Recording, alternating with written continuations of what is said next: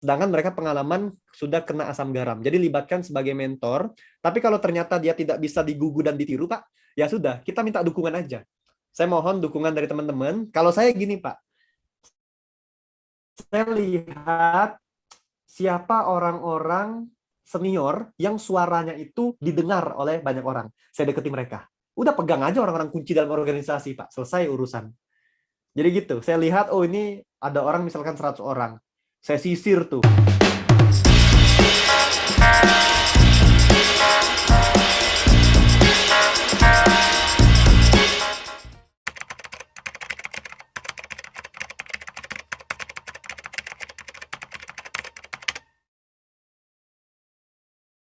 Terus terang, saya ketika masuk JNE itu kan sebagai apa namanya manajerial termuda, Pak. Dan itu tim saya itu tua-tua, 35, 40, 45, tua-tua semua. Nah, gimana caranya, Pak ya? Cara kita mengatasinya. Mereka itu tetap kita respect karena mereka punya pengalaman. Karena mereka lah organisasi itu ada ya. Kasarnya seperti itulah ya. Dalam artian ya berkat mereka juga akhirnya organisasi itu ada gitu. Organisasi itu hebat gitu. Nah, yang pertama adalah kita tetap respect karya-karya yang mereka ciptakan, hasil-hasil yang mereka dapatkan. Bedanya orang-orang tua sama anak-anak muda, Pak, itu bedanya adalah satu, wisdom. Anak muda kadang-kadang nggak punya wisdom, nggak bijak gitu loh dalam menyikapi situasi. Masih temperamental, masih pengennya cepat, masih pengennya tuh, oh gini-gini, ayo panjang lah, pengennya tuh cepat segala macam, pengennya tuh lincah gitu. Tapi orang tua tuh punya pengalaman dia dulu tuh gagal, pengalaman dia tuh dulu tuh kalau begini tuh kita perlu pikirkan, kita perlu timbang.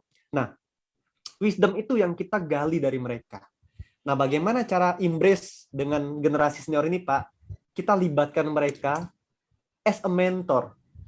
Memang berat, Pak, tapi kita harus rendah hati gitu di hadapan mereka.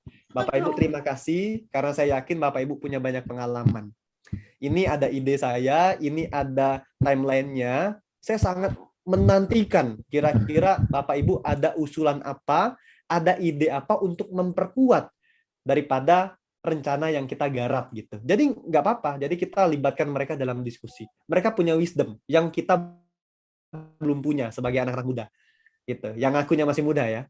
Sedangkan mereka pengalaman sudah kena asam garam. Jadi libatkan sebagai mentor. Tapi kalau ternyata dia tidak bisa digugu dan ditiru, Pak, ya sudah, kita minta dukungan aja.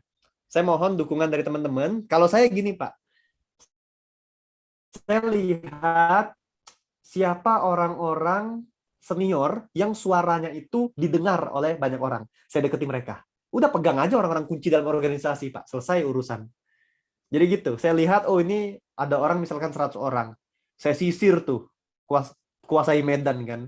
Oh, di sini ini nih orang kuncinya nih. Di sini ini orang kuncinya. Oh, ini seniornya nih. Dia tuh leader non formal, Pak. Ini pelajaran penting juga nih. Itu leader non formal. Dia nggak punya jabatan kadangkala, tapi suara dia didengar. Kita ajak ngobrol, kita dekati, kita tawarkan ide, habis itu kita minta dukungan. Tolong ya bantuannya. Gue yakin lah, saya yakin Bapak ini jago dalam hal ini. Sudah, kalau kita dapat orang-orang kunci dalam organisasi dan dia dukung kita, yang lain tuh ngikut.